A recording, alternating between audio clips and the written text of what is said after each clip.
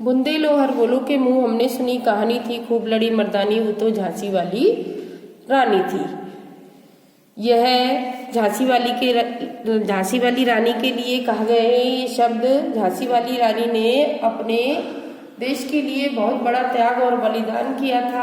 आज बच्चों हम अपनी क्लास में चैप्टर नंबर 15 पन्ना का त्याग पढ़ेंगे।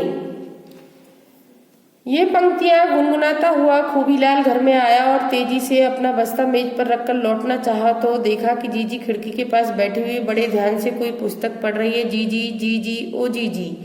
हाँ आ गए खूबी, आ गया। तुम तो पढ़ने में इतनी डूब गई थी कि मेरे आने का पता नहीं चला। सुनो जीजी, आज हमारी बाल सभा में बड़ा मजा आया।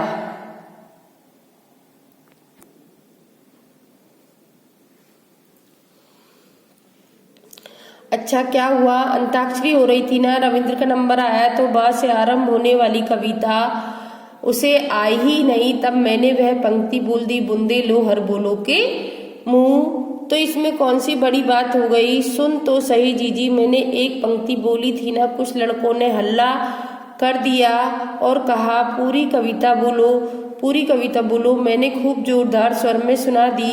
इतनी तालियां बजी जीजी की कुछ और मत पूछो।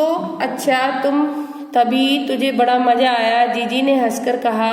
हाँ खूबीलाल ने कहा। फिर पूछा तुम क्या पढ़ रही थी जीजी? नारी की कहानी है, नाम है उसका पन्नाध्याय। पन्नाध्याय? हाँ यह वह नाटक तो तुम्हारे पाठ्यक्रम में है ना? खूबीलाल ने जीजी के निकट आकर भोलेपन से पूछा। जीजी ने हंसकर कहा मैं तेरा मतलब समझ गई, तू अब कहेगा मेरी अच्छी जीजी। उस नाटक की कहानी सुना दो ना। खूबीलाल हंसने लगा। सुनो खूबी, झांसी की रानी लक्ष्मीबाई, रानी दुर्गावती, बेगम चांद बीबी, अहिल्याबाई इत्यादि तो वे महिलाएं जिनके पास शक्ति थी, संगठन का बल था। मगर मैं जिस नारी की कहानी कह रही हूँ उनका महत्व इस दृष्टि से अधिक है कि वह रानी नहीं थी, बेगम नहीं थी, वह एक धाय माँ थी। और कुछ उसने अपने राज्य के लिए, अपने स्वामी के लिए किया वैसा संभवतः आज तक दुनिया में कोई नहीं कर पाया। कल्पना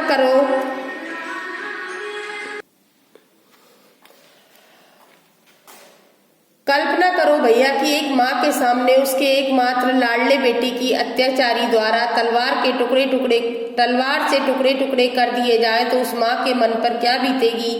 क्या ऐसा भी हो सकता है? हाँ, मगर पन्नाध्याय की कहानी मजबूरी की कहानी नहीं थी, खूबी स्वेच्छा के लिए त्याग और बलिदान की कहानी थी। सुनो, चित्तौड़गढ़ के महाराणा संग्राम सिंह की मृत्यु के बाद बड़ी अव्यवस्था फैल गई। उनके बड़े पुत्र भोजराज पहले ही कालग्रस्त हो गए थे। दूसरे पुत्र विक्रम सिंह 14-15 वर्ष के थे और सबसे छोटे उदय सिंह केवल 7-8 वर्ष के थे। उदय सिंह की देखभाल पन्नाध्याय करती थी। उसके भी एक पुत्र था चंदन उदय सिंह जितना ही बड़ा था। महाराणा संग्राम के निधन के बाद विक्रम का राज तिलक किया गया, मगर एक दासी पुत्र बनवीर उस समय भयंकर षड्यंत्र में लगा हुआ था। उसने बड़े कर्मचारियों को मिला लिया और चित्तौड़ की राजगद्दी पर घात लगाए बैठा था।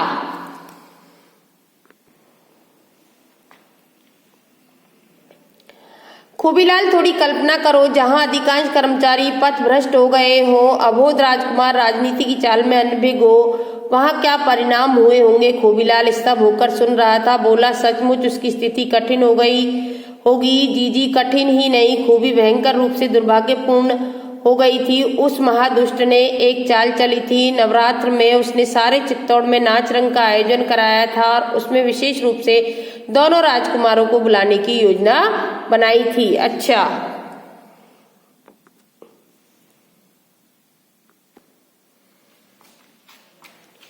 हाँ, उसकी योजना थी कि नाच रंग में लगी जनता को धोखे में रखकर वह दोनों की हत्या कर देगा, तब उसका मार निष्कंटक हो जाएगा। विक्रम तो वह धोखे में आ गया, मगर उदय सिंह तथा पन्नाधाय ढाल बनकर छाई हुई थी, इसलिए वह उस धोखे में नहीं फंसा।